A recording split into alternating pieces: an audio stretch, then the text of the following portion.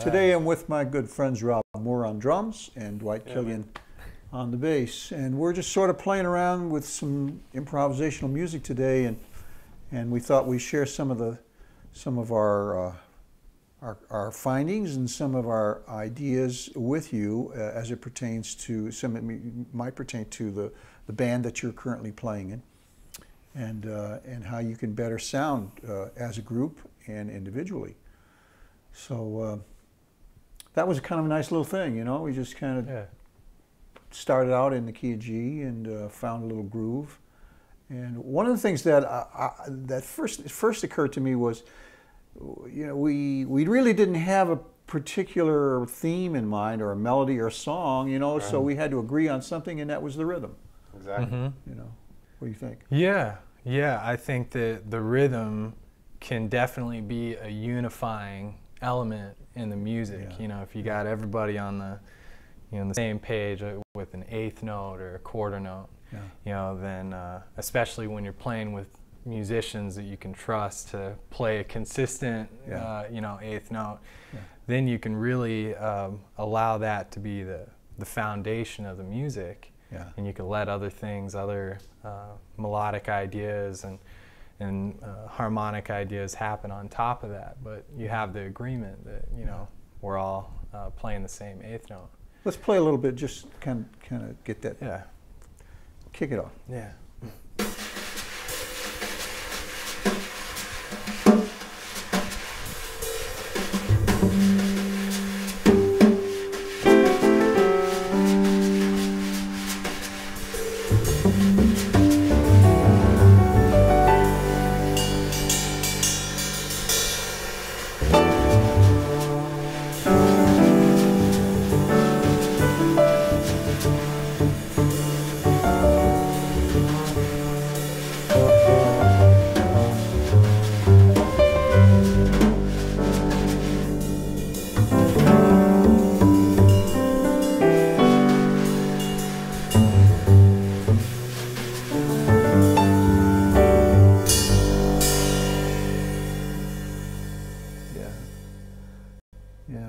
There's another idea that comes to mind, and that's the idea of a composite sound. That our individual instruments have their own sounds, but there's something special happens when you actually learn to hear your instrument in conjunction with another instrument. And I think, Rob, you just demonstrated that with the cymbal. You know, I hit a chord and you hit bang, you know, and the two come out, and Dwight hit the bass note. So that composite sound is very special. You know? Right, a key in that is really waiting until the appropriate time to enter. Because like both times when we did this, even though you gave a count off, the first time we did it, I didn't come in right on one. You know, and we let Rob start that time to kind of establish the rhythm. Then we had a sound come over here, and it's like, okay, how can I counteract that? How can I create something and enter later, not just right on one? A lot of times in the praise music and the music that's going on in the church, we really think that we have to, especially bass players, that we have to just play right when that count off is, play right on 1, 3, those rhythmic points. Where a lot of times we can do a little bit of counterpoint. Yeah. in our entrance. Yeah, and the elements of music, you know, melody, harmony, and rhythm always have to be there, but they don't always have to be played by the same people all the time. Exactly. You know, like I noticed, well, that's just the thing with the cymbal there. That's really a color. It's a texture. It's you know. You know, it is, but one of the things I noticed is that I used this part of the brush as opposed to this part to get more of a bell-like sound on the cymbal. So even though it has a certain sound on its own, you know, you can get many different colors out of this one instrument, you know, by playing it differently, by, you know, rolling on it, by hitting this part as opposed to this part, you know, you get some different tones in there. So that's, you know, with the drums as well, you know, I'm playing right now with the snares off, but I could turn the snares, it's a little bit tighter of a sound, you know. You also have, you know, more of like a rim sound versus more of a sweeping sound. So, you know, even within these instruments, and I think within each instrument, you know, you can look for ways to be expressive, you know, on the instrument that you have by seeking how to get as many colors out of the instruments that you can, you know. Exactly. The bell sound that he got by using that end of the stick is the same on the bass where I can do some kind of over. You know? And then that idea, for me, came from what you did on the cymbal. And one of the things that I have down here is to create an energy field and play in that. Bob Ravenscroft mentioned that to me one time about just playing in an energy field and playing with that. Let's kind of play around with that idea for a little bit. Okay.